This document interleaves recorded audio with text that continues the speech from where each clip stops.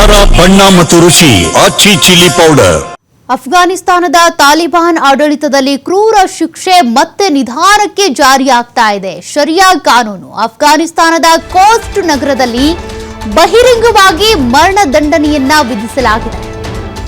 ಒಂದೇ ಕುಟುಂಬದ 13 ಮಂದಿಯನ್ನ ಹತ್ಯೆ ಮಾಡಿದಂತ ಮಂಗಲ್ ಎಂಬಂತ ವ್ಯಕ್ತಿಗೆ, ಅಪರಾಧಿಗೆ ಈ ರೀತಿಯಾಗಿ ಬಹಿರಂಗವಾಗಿ ಗುಂಡಿಕ್ಕಿ ಕೊಂದಂತ ಅಫ್ಘಾನ್ನ ತಾಲಿಬಾನ್ ಆಡಳಿತ 2021ರಲ್ಲಿ ತಾಲಿಬಾನ್ ಆಡಳಿತ ಪ್ರಾರಂಭದ ಬಳಿಕ ಇದು 11ನೇ ಮರಣದಂಡನೆ, ಬಹಿರಂಗವಾಗಿ ವಿಧಿಸುವಂತ ಮರಣದಂಡನೆ. ಇದು ಅಫ್ಘಾನ್ ಸುಪ್ರೀಂ ಕೋರ್ಟ್ ಆದೇಶದ ಮೇರೆಗೆ ಮರಣದಂಡನೆ ಶಿಕ್ಷೆಯನ್ನ ವಿಧಿಸಲಾಗಿದೆ.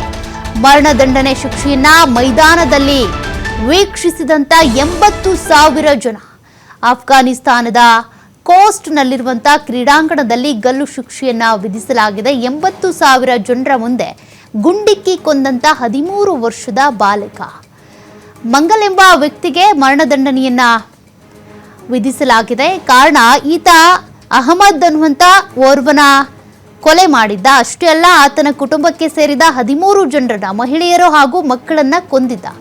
ಅದಕ್ಕಾಗಿ ಈತನಿಗೆ ಏನ್ ಶಿಕ್ಷೆ ಅಂತ ಬಂದಾಗ, ಕುಟುಂಬಸ್ಥರಿಗೆ ಕೇಳಿದಾಗ, ನೀವು ಶಿಕ್ಷೆ ಕೊಡೋದು ಅಂತ ಬಂದಾಗ ಅಥವಾ ಕ್ಷಮಿಸ್ತೀರಾ ಏನಂತ ಕೇಳಿದಾಗ, ಇವರು ಕಣ್ಣಿಗೆ ಕಣ್ಣು ಅನ್ನುವಂಥ ಇಸ್ಲಾಮಿಕ್ ತತ್ವದ ಶಿಕ್ಷೆಯನ್ನೇ ಆಯ್ಕೆ ಮಾಡಿಕೊಂಡಿದ್ದಾರೆ.